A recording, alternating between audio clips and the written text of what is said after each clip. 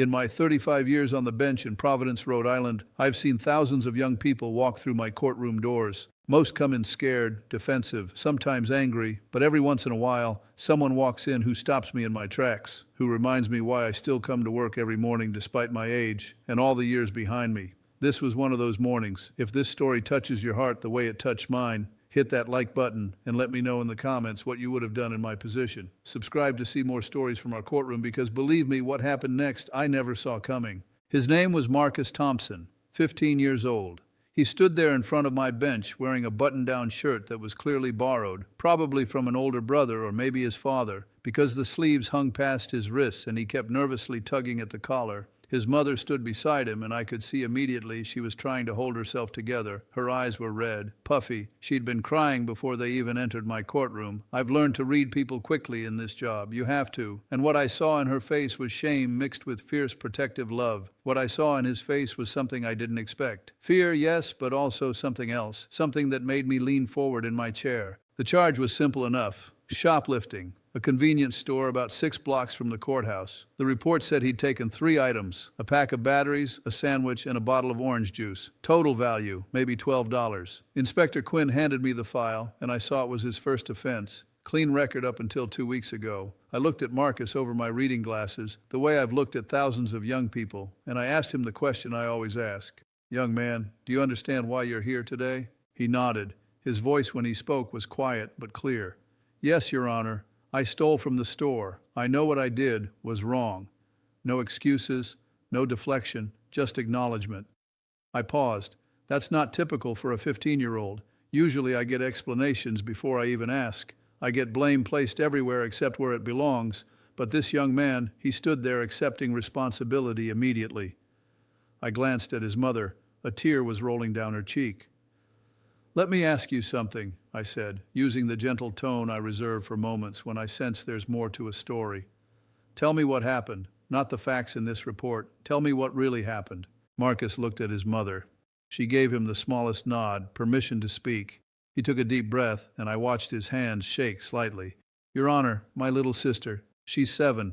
Her name is Jasmine. She has diabetes, type 1. She needs insulin, and she needs to eat regularly. And that day, that afternoon, his voice cracked. He stopped, composed himself. I've been doing this long enough to know when someone is genuinely struggling with emotion versus performing. This was genuine. Go ahead, son, I encouraged him. Take your time.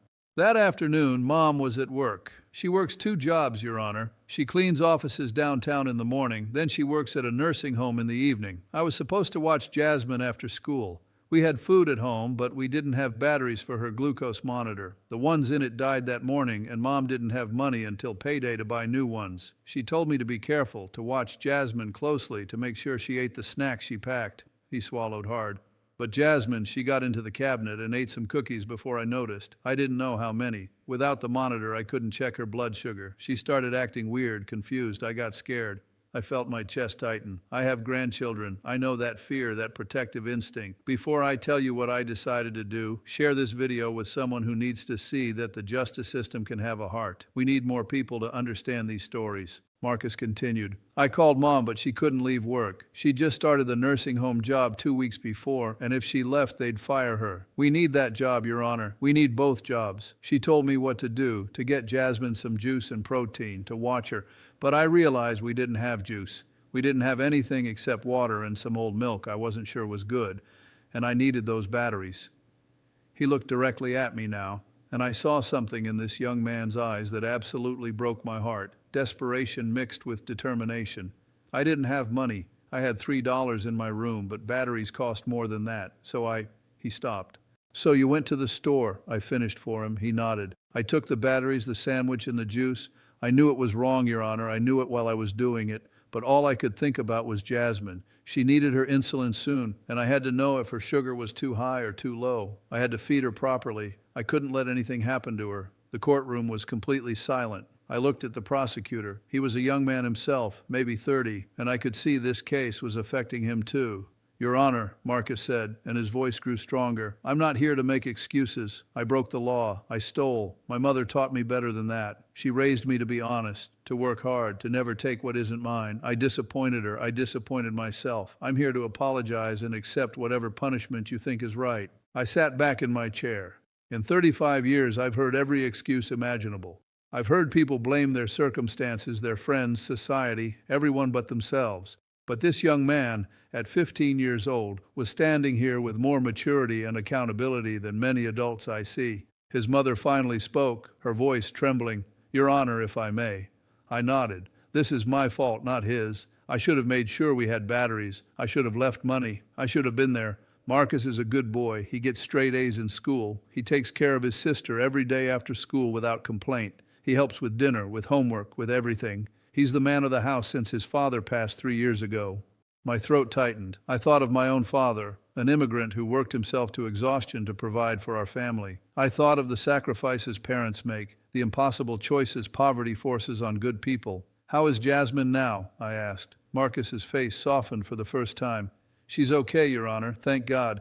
I got home, tested her with the new batteries. Her sugar was high but not dangerous. I gave her the insulin, gave her the sandwich and juice.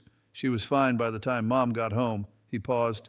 But the store owner called the police because the security camera caught me. I don't blame him. I stole from him. He has a business to run.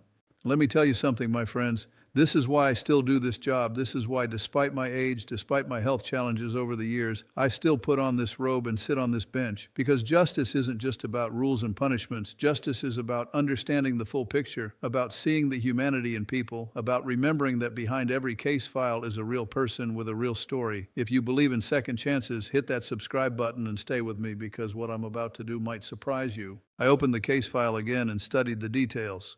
The store owner had written a statement. I read it carefully. He described Marcus on the security footage, how he'd stood in the aisle for nearly 5 minutes before taking the items, how he'd looked at the cash register multiple times, how he'd clearly struggled with the decision. The store owner wrote something that caught my attention. The boy looked desperate, not devious. But theft is theft, and I run a small business. I can't let this go. I understood his position. Small business owners in Providence work hard for every dollar. They can't absorb losses, can't let shoplifting slide, or it becomes a bigger problem. But I also understood Marcus. I understood a 15-year-old boy who found himself in an impossible situation, who made a bad choice for a good reason, and who had the character to own that choice completely. Marcus, I said, and I used my firm voice, my judge voice, because he needed to understand the seriousness of what he'd done. What you did was wrong. You know this. Your mother knows this. I know this. Stealing is illegal regardless of the reason. We have laws for a reason, and those laws apply to everyone equally. Do you understand that? He nodded vigorously. Yes, Your Honor, completely. However, I continued, and I let my voice soften, I also understand that you're 15 years old. You were scared for your sister, and you were trying to be the man of your house in a crisis. I understand that you didn't steal for yourself. You didn't steal to buy something you wanted. You stole because you felt you had no other choice in a medical emergency involving a 7-year-old child with diabetes. I looked at his mother. Ma'am, does Jasmine have her supplies now? Is she managing her condition properly? The mother nodded quickly. Yes, Your Honor, we got everything sorted out. Her doctor helped us get enrolled in a program that provides supplies at no cost. We didn't know about it before, but the social worker at the hospital told us after this happened. That's often how it goes. People struggling don't know what resources exist. They're too busy surviving to navigate the system. Good, I said. That's very good, because that little girl's health is the most important thing here. I turned my attention back to Marcus. Young man, I'm going to ask you a question. And I want you to think carefully before you answer. If you found yourself in the same situation again, what would you do differently? He didn't hesitate. I'd call 911, Your Honor. I'd explain the situation. I'd ask them to help me get what my sister needed. I'd find another way, a legal way. I'd call my mom's boss and beg him to let her come home for an emergency. I'd knock on neighbors' doors. I'd do anything except steal. I believed him. I've developed a sense over 3.5 decades of doing this work. You learn to tell who means what they say and who's just telling you what you want to hear. Marcus meant every word. Inspector Quinn, I called out. My longtime court officer stepped forward. Yes, Judge? Do we have any information about whether this young man has paid restitution to the store owner? Quinn checked his notes. The family paid full restitution plus an additional $20 2 days after the incident, Your Honor. The mother brought cash to the store personally with Marcus, and they both apologized in person. Share this video if you believe our justice system should recognize when someone truly learns from their mistakes, because what happened next brought tears to eyes throughout my courtroom. I nodded slowly, processing this information. They'd made it right immediately. Despite clearly struggling financially, despite working 2 jobs, Marcus's mother had found the money to repay what was taken, and then some, and she'd made sure Marcus faced the store owner, looked him in the eye, and apologized like a man. That spoke volumes about this family's character. Your Honor, Marcus said suddenly, and I could hear urgency in his voice. May I say something else? I gestured for him to continue. I wrote something for the court. May I read it? I've had people read prepared statements before, usually crafted by lawyers to generate sympathy, but something told me this was different. Go ahead, son. Marcus pulled a folded piece of lined paper from his pocket. His hands shook as he unfolded it. The paper was wrinkled, clearly handled many times, probably rehearsed. He cleared his throat and began to read. Your Honor, my name is Marcus Thompson, and I'm 15 years old. 2 weeks ago, I became a thief. I don't say that to make you feel sorry for me. I say it because it's true, and I need to own the truth of what I did. My father used to tell me that a man's character is defined by what he does when no one is watching, and when doing the right thing is hard. His voice steadied as he continued. When I stole those items, I failed that test. I knew stealing was wrong. My mother taught me better. My father, before he died, taught me better. My teachers, my coaches, everyone in my life taught me better. But I did it anyway because I was scared and I couldn't think of another solution fast enough. That doesn't excuse what I did. Nothing excuses it. But I want you to know that I understand I'm responsible. Not the store, not the situation, not my mom for working. Not my sister for being sick. Me. I made that choice and I have to live with it. I saw people in the gallery leaning forward. A woman in the back was wiping her eyes. Marcus continued reading. I'm here today to apologize to the court, to the store owner, to my mother who raised me better, and to my community. I broke trust. I took something that didn't belong to me. I deserve to be punished, and I accept whatever punishment you decide is fair. But I also want to promise you something, Your Honor. I promise that I will never steal again. I promise that I will never let fear or desperation make me forget my values again. I promise that I will be the kind of man my father wanted me to be, the kind of son my mother deserves, and the kind of big brother my sister needs. I promise I will learn from this mistake and become better because of it. He looked up from the paper, directly at me. My father used to say that mistakes don't define us unless we refuse to learn from them. I'm learning, Your Honor. I'm learning that there are always options, even when we can't see them in the moment. I'm learning that asking for help is stronger than trying to handle everything alone. I'm learning that protecting my sister doesn't mean breaking the law. It means being smart and responsible and prepared. And I'm learning that being a man means owning your mistakes, not running from them. He folded the paper carefully. Thank you for listening to me. Whatever you decide, I respect it and I'll accept it. The courtroom was absolutely silent except for the sound of someone quietly crying in the back. I had to pause for a moment. I had to collect myself. This young man, this 15-year-old boy who had made one bad decision in a moment of crisis, had just demonstrated more maturity, more accountability, more genuine remorse than many adults 2 or 3 times his age. I thought about my own children, my grandchildren. I thought about my father who came to this country with nothing and taught me that integrity matters more than comfort.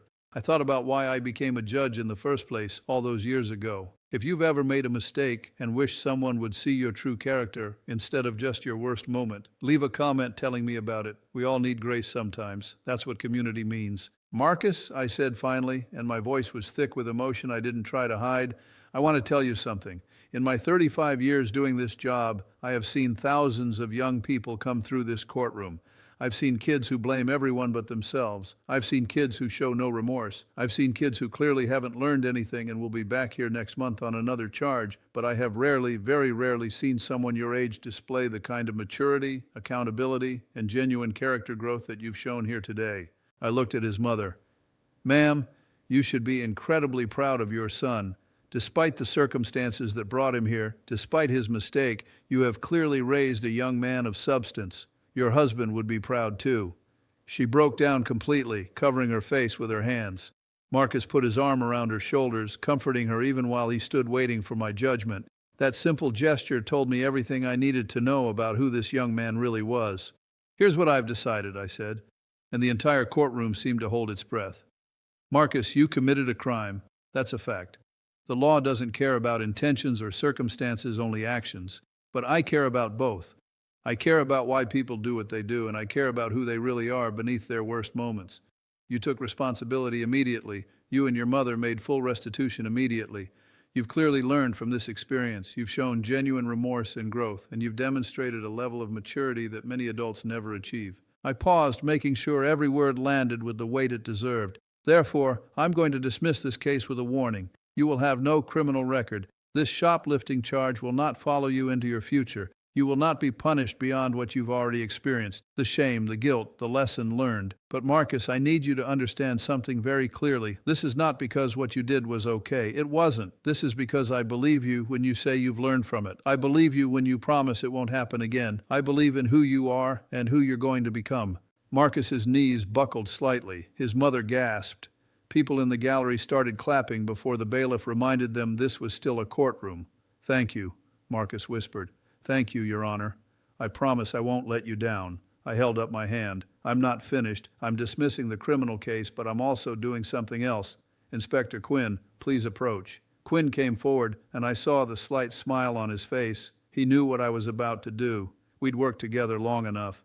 "Inspector Quinn and I are going to personally connect you and your mother with every resource available in Providence for families dealing with diabetes and financial hardship. Medical supplies, food assistance, utility help, everything. We're going to make sure your family has what you need so you never feel desperate like that again. And Marcus, I want you to do something for me." He nodded eagerly. "Anything, Your Honor." I smiled at him, a real smile. "I want you to take all this energy you have, all this determination to be a good man and protect your family, and I want you to channel it into your education. You mentioned straight A's. Keep those grades up. Graduate high school. Go to college if that's your path, or learn a trade, whatever calls to you. But invest in your future so you can provide for your family the right way."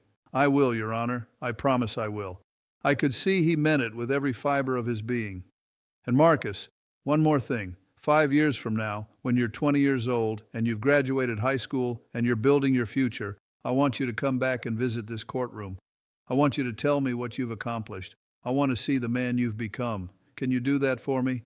Tears were streaming down his face now, but he was smiling. "Yes, Your Honor. 5 years. I'll be here. I'll make you proud." "You already have, son. You already have. God bless you and your family. Take care of your mother and your sister. You're dismissed." The bailiff called the next case, but before Marcus and his mother left, she approached the bench. "Your Honor," she said softly, "thank you for seeing my son. Not just the mistake, but him, his heart, his character. Thank you for giving him a chance." I reached down and gently touched her hand. "Ma'am, your son gave himself this chance by taking responsibility and showing genuine character. All I did was recognize what was already there. You raised him right. Never doubt that." As they walked out of my courtroom, Marcus turned back one more time and mouthed the words, "Thank you," before disappearing through the doors. Inspector Quinn leaned over. "Judge, that was something special. That kid's going to remember this day for the rest of his life." I nodded, feeling the weight of the moment settle on me. "That's the hope, Quinn. That's always the hope. That they remember justice can be fair and compassionate at the same time. That the system can see them as human beings, not just case numbers. Let me tell you something, my friends watching this. This is what justice should look like.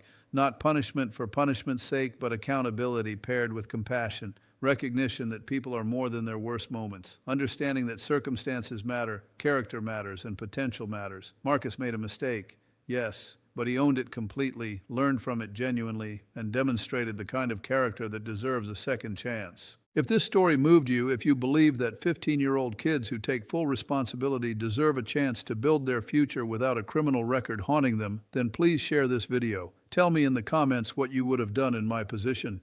And subscribe to see more stories from our courtroom here in Providence, because every day I see humanity at its most vulnerable. And sometimes, like with Marcus, I see it at its most inspiring too. I go home that night thinking about Marcus, about his mother working 2 jobs, about little Jasmine with her diabetes, about a family doing their best with limited resources. I think about my own father who worked himself to exhaustion, who taught me that everyone deserves dignity and respect regardless of their circumstances. I think about why I still wear this robe after all these years, why I still care after thousands of cases. It's because of young people like Marcus who remind me that people can grow, can learn, can become better versions of themselves when someone believes in them.